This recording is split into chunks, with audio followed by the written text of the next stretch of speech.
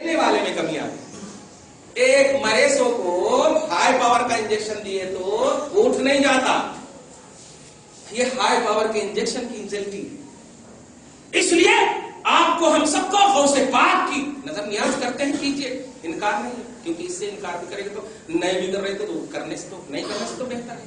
لیکن پیارے غوث پاک کو سمجھیے, وہ توحید و سنت کے علم بردار ہے, وہ تقوی اور پرہیزگاری کے علم بردار ہے. خدا کے واسطے یہی وجہ ہے, خدا کی قسم پر سال بھی کہا تھا میں نے, کوئی پیر اگر آپ کو مجتمع الشرائط نہیں ملتا, صحیح عقیدہ والا, توجہ دیجیے گا, بعمل سلسلہ نسب متصل, یہ جتنے 4 شرائط میں نے بیان کیے ہیں, یہ اگر نہیں ملتا ہے, آنکھ بند کر کے آپ کہہ دیجئے کہ میں غوث پاک کا مرید ہوں, کل میدان محشر میں ان کے مریدوں میں آپ کو اللہ تعالیٰ شامل کر دے. اسی لیے آپ نے فرمایا ہے, یہ جب یہ جملہ فرمایا کہ میرا مرید جہاں کہیں بھی ہو, توجہ دیجیے گا, اس کا سطر اگر کھلنا چاہتا ہے تو میں اسے چھپا دیتا ہوں. سطر کھلنا چاہتا ہے. لوگوں نے کہا حضور ارے آپ تو یہاں رہتے ہیں, اب مرید تو وہاں ہے, وہ کیسے؟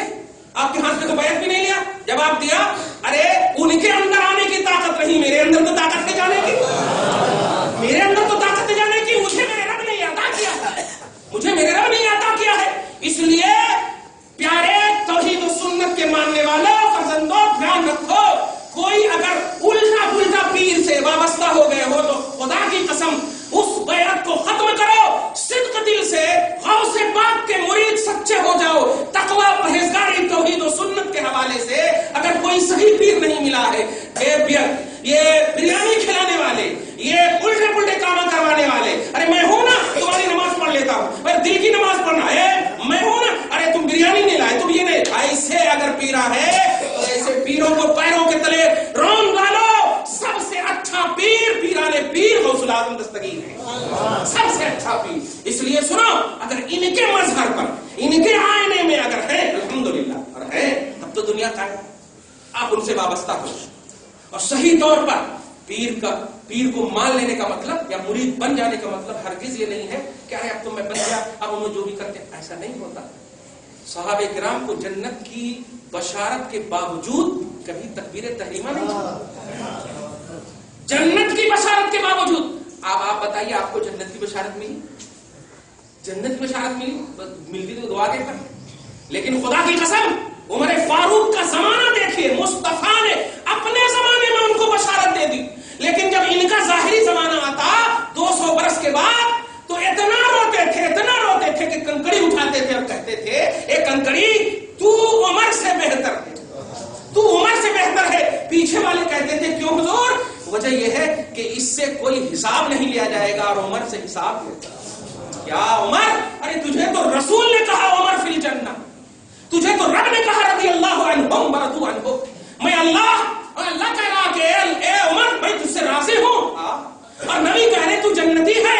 جنتی بشارت گارنٹیڈ ہونے کے باوجود ایسا معاملہ, ایسا توحید و سنت, کیا کہیں.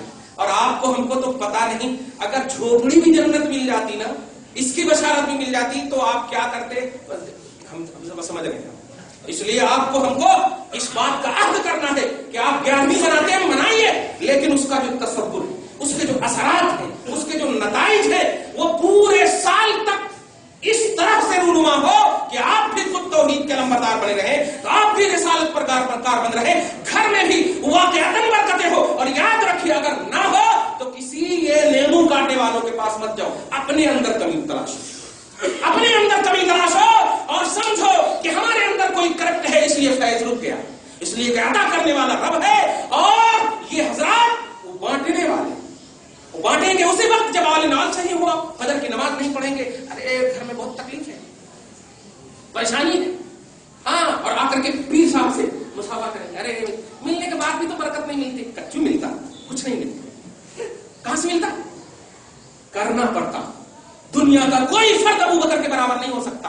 لیکن خدا کی قسم, بیٹی ہے عائشہ, ذرا سی سن لیتے تھے کہ نبی کو کوئی تکلیف دیا ہے تو یہی جا کر ڈائریکٹ کہتے تھے, اگر تیری گڑبڑی نکلی تو گردن کاٹ دوں گا, مصطفیٰ کو تکلیف نہیں ہونا. کمال ہے, یہ سوچ ہونی چاہیے, تب جا کر کے کیسے ملے گا؟ رب سے دعا کرتے ہیں پروردگار عالم ہم سب کو صحیح بنا دے، ہم سب کو الوہیت، نبوت اور ولایت ان تینوں کو صحیح سمجھنے کی توفیق کامل عطا فرما۔